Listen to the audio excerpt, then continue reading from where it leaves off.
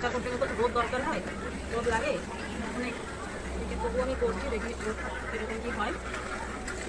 আমরা তাহলে এর আচার করে নেবো। তো আমি এই মশলাটা দেবো আচারের ভিতরে।